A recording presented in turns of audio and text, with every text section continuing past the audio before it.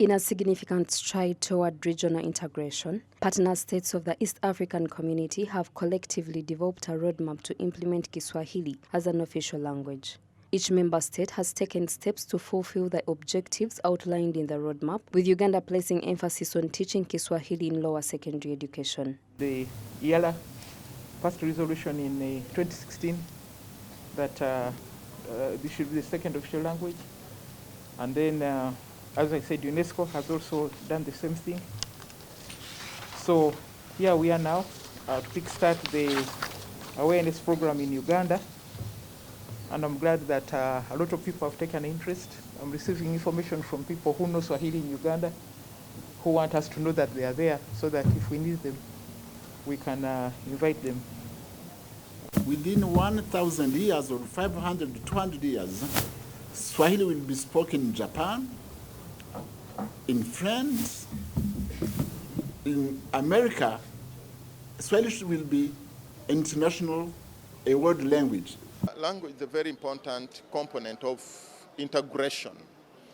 By Ugandans not speaking Swahili, in a way it will affect us. You need a means of communication. You need a language that you will communicate with other East African members. For this case, if we have English, but Swahili is very important because we already have two countries, or how many, all of us, I think we have some components of people who speak Swahili. The need to integrate Swahili education and training programs within education institutions at all levels should be considered. By equipping the youth with proficiency in Swahili, this will help them gain a competitive edge in the job market and enhance their regional mobility. Additionally, the knowledge of Swahili will open up doors for entrepreneurship, trade and collaboration within the EAC region due to having a common language for communication. And the studies or the results were showing that the teachers in Uganda were very many, to an extent that most of them were not even employed. So that is the basis for what that statement was said, or from where that statement was made. So according to the data that we have from that capacity assessment on the development and use of Kiswahili in the East African community, Uganda had more teachers of Kiswahili than other partner states, and most of them were not employed, where he said that even they could be taken up to be employed by other countries that are in need.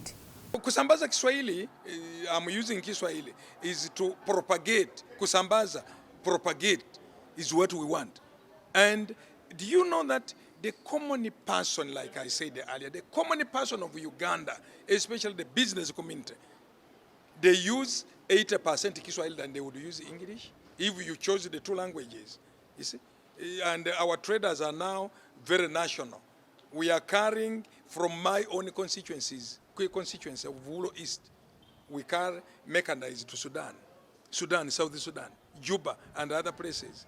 My people who go to trade there don't know English. They don't, but they use Kiswahili. On the other hand, government through the Ministry of East African Community Affairs has expressed concerns about South Sudan's decision to impound Uganda's maize flour due to allegations that it is contaminated with aflatoxins. Various initiatives have been proposed to the government of South Sudan, including trucks and cargo must be released and secured at one border crossing at Elegu. Products must be tested using a laboratory accredited by UNBS, URA, the Ministry of Trade and the Ministry of Agriculture, and counterparts from the Republic of South Sudan. Uganda is still awaiting feedback from South Sudan. Our traders were accused of exporting goods that have aflatoxins. Now there's a dispute. Our traders say their goods do not have aflatoxins. The South Sudan people say they are aflatoxins, so they will not allow them to be sent into the market.